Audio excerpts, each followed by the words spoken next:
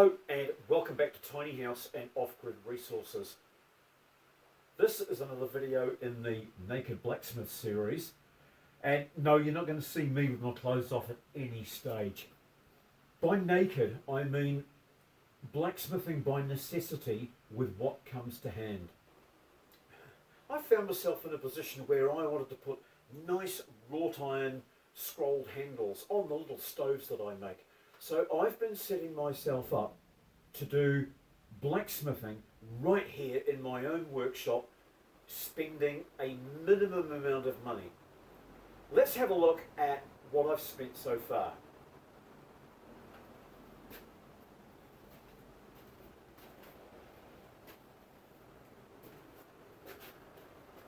But tonight, it's cold outside, it's been raining all weekend. In fact, down in the South Island of New Zealand, there's severe flooding happening right now.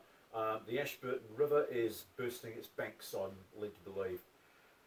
So, an inside job for tonight. What am I going to do? The Naked Blacksmith's going to make his second forge. My first forge is this one here, a gas forge, because I needed something quick that I could do small jobs in right here in the workshop without putting a hole in the roof.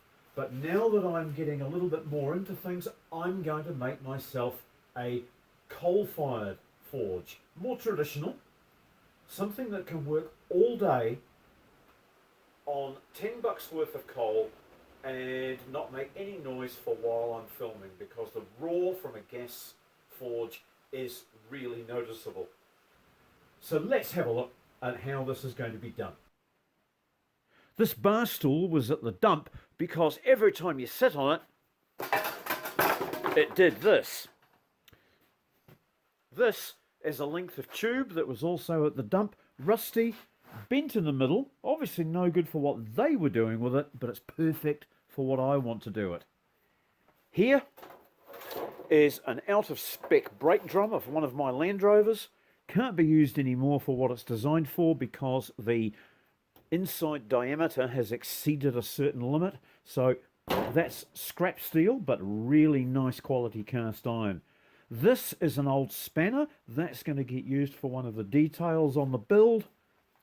Another random piece of tube that just happens to fit perfectly into this traveller's hairdryer that I'm going to use as the air supply for the fire. So let's start with getting a lot of cutting and grinding out of the way first. I'll cut the chair down and get rid of the parts that I don't need. Cut out this section here because I want this drum to drop down through the middle of it.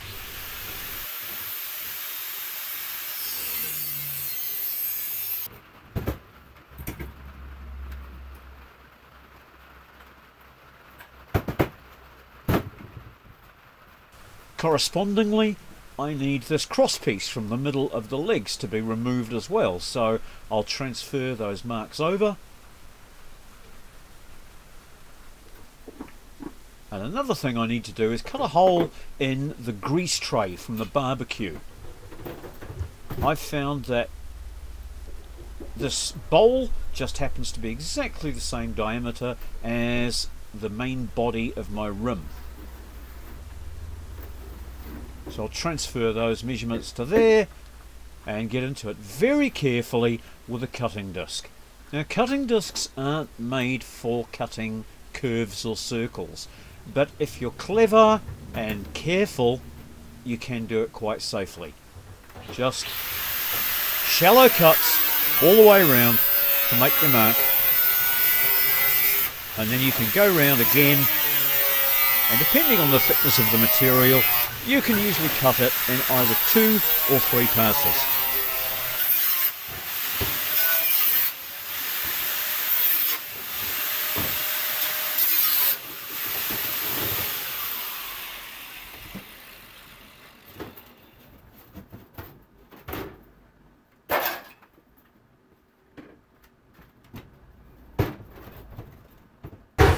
Nice. Even nicer.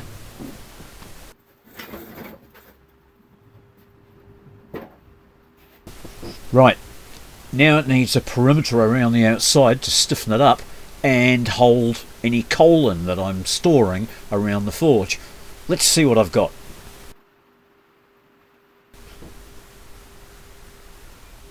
Here's a piece of heavy galvanised steel that I've got left over from another job that was errantly cut on a whacking great angle, so was no good for what it was meant to be. I'm going to put a bend in this at the appropriate place and turn it into a high-sided greedy board kind of an arrangement for holding that coal in.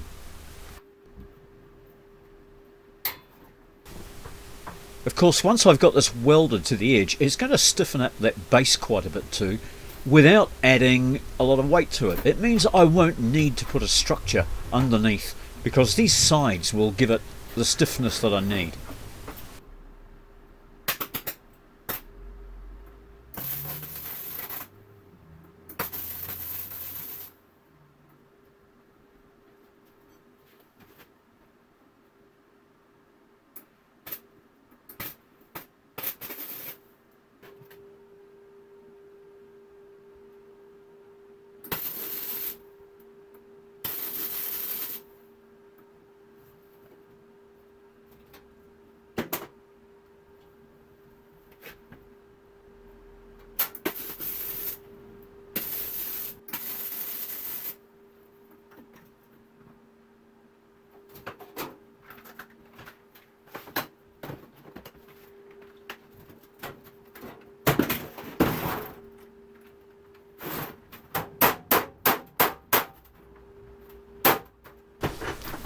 Now, of course, in use, this thing's going to get stupidly hot, so these plastic bungs need to be taken out of the top of the chair legs, and then I can weld this assembly that I've been making down onto the legs.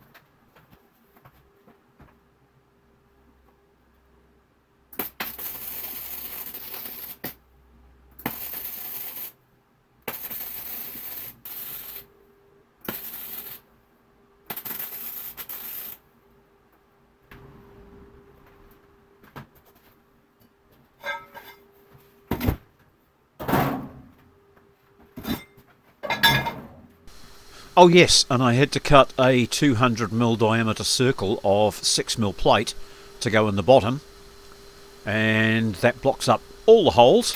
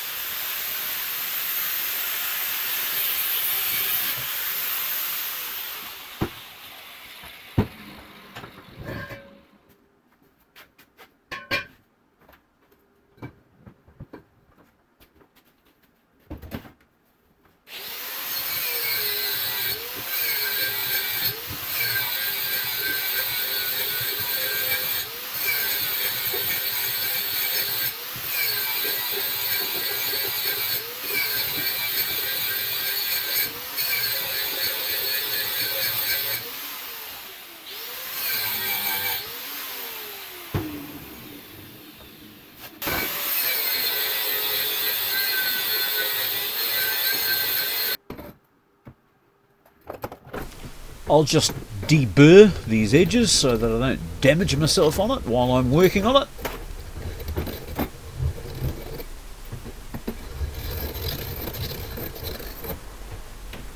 And now I'm going to get a little device called a centre finder for a circle. This little device, when you put it on the edge of a circle, it points directly towards the centre, no matter what diameter circle it is.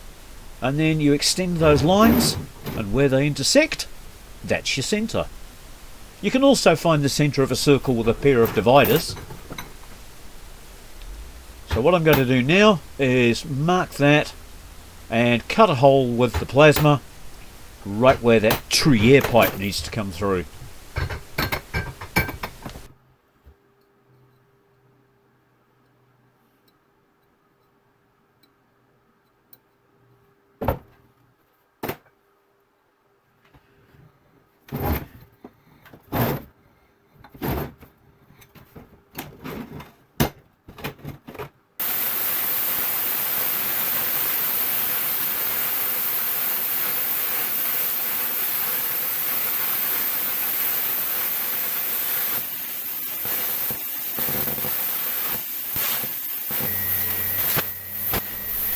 Now those of you that know what's going on will know that I've got issues.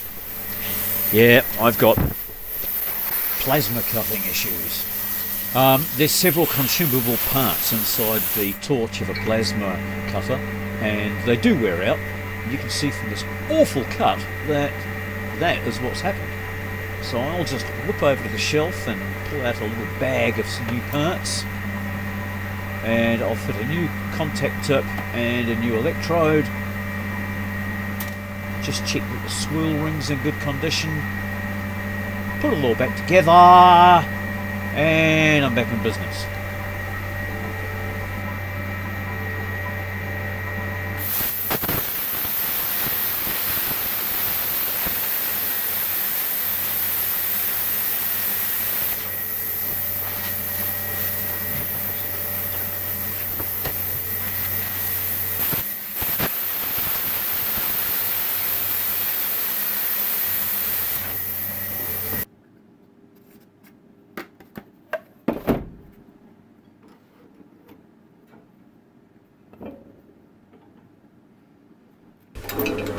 At the top of the Truyere, there needs to be a shaft going all the way through, and this shaft's going to take, I'm going to call it the jiggle shaft.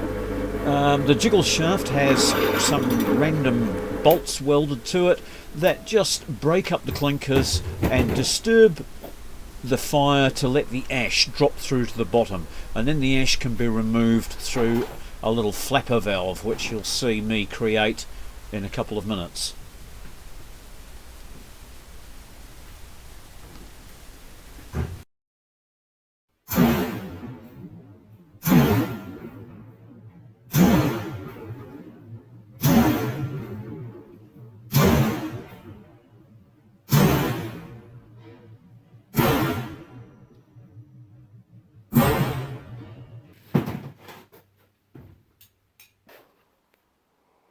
Right, I'm going to show you my jiggler. Turn away if you're easily offended.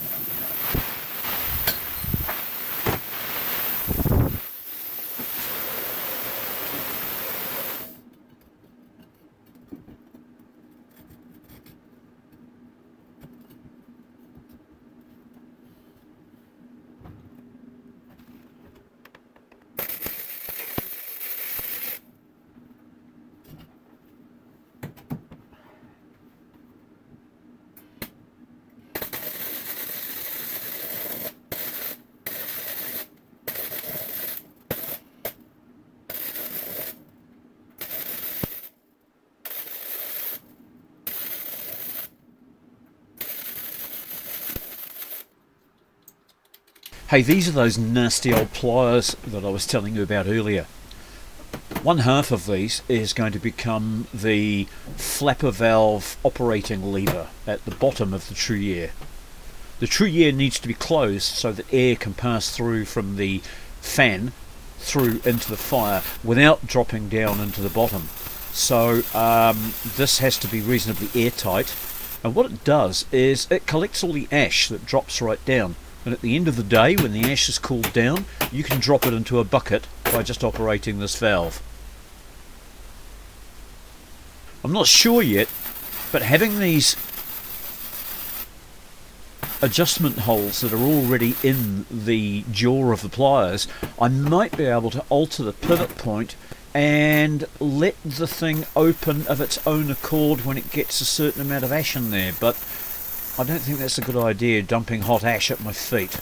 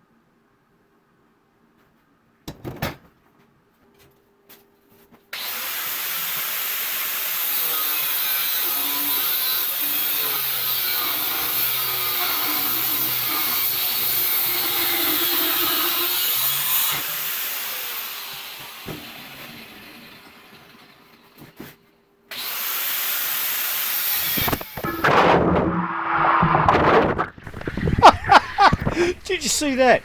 My Samsung Active camera just leapt out of its holder and fell into a bucket of water. But hey, Samsung Actives are waterproof, so no problem. On with the show. I'll just stick it back up here and we'll do it again. Well, try not to do it again.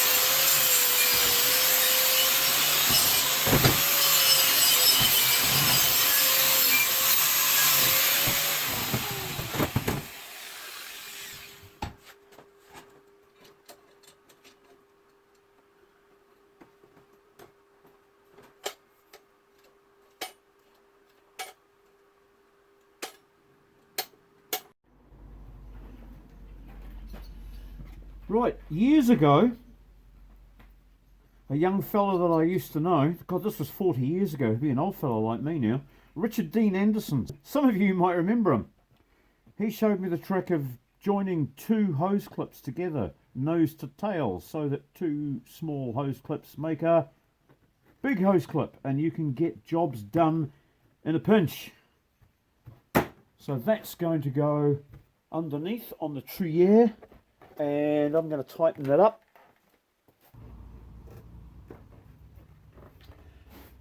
Okay, so that's going to go on here, onto the trier, and get tightened up. Use the hairdryer, and we'll poke in there, and then we'll hit the button. And we've got to blow out the top. So let's get this party started.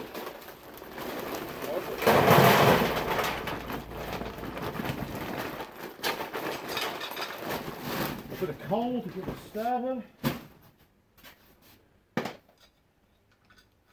And we'll build a fire in the bottom here.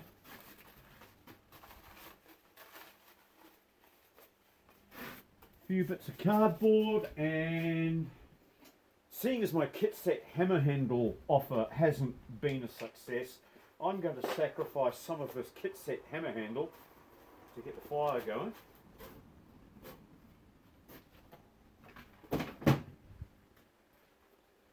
And we'll give it a sprinkle of my favourite tipple, Bumbu Rum.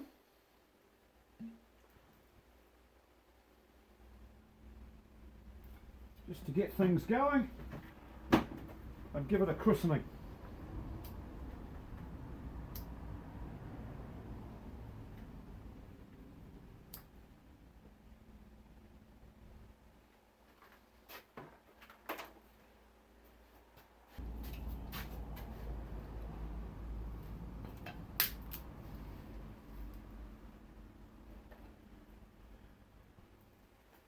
Once this has started moving, we will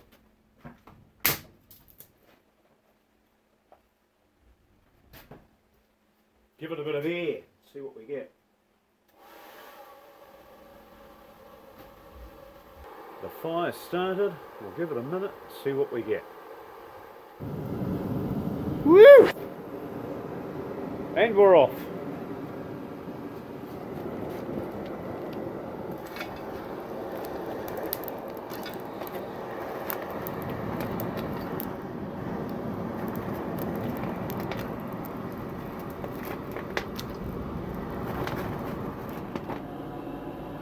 I knocked this up a few minutes ago while you weren't paying attention. It'll just help me get coal in and out of here. I'll have to make myself a little scoop as well, I imagine.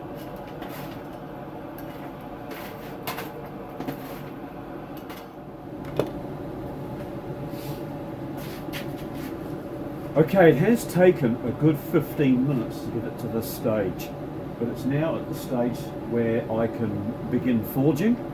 So I've got a nice heavy chunky piece of inch by half that I'm going inch by 3/8 that I'm going to put in here. And we'll see how long it takes for that to cook.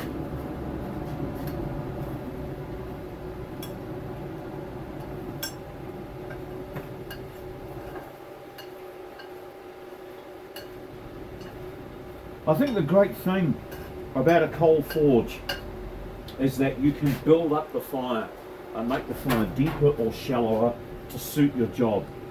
Whereas with a gas forge, it's quick and it's clean, but you're limited.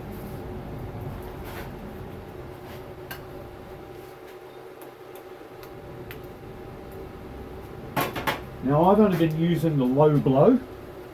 I can put this on full noise and see what I get.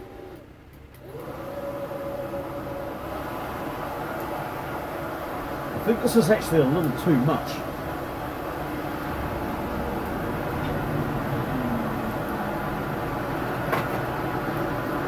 But it's nice to know that I've got it in reserve.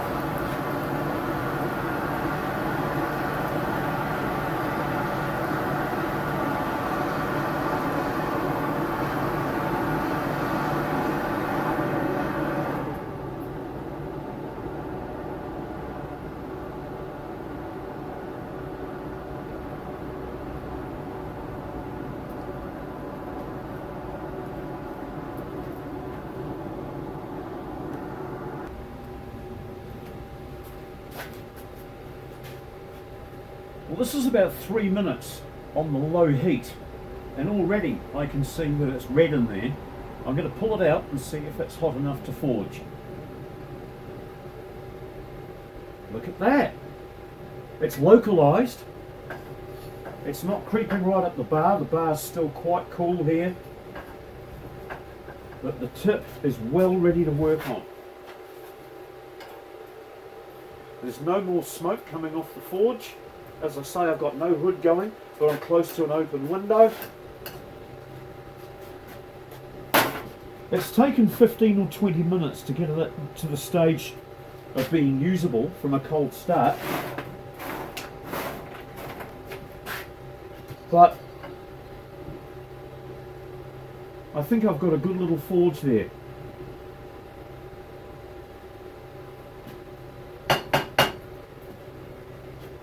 I'll just leave that to cool down.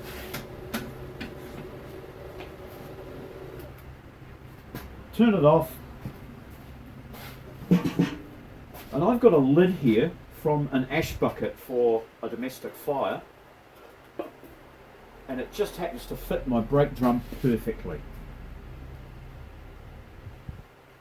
So I can snuff this thing out and come back to it later in the day if I need to, or I can just leave it ticking over. If I give it a little bit of a blow, it should come back into life. Just like that.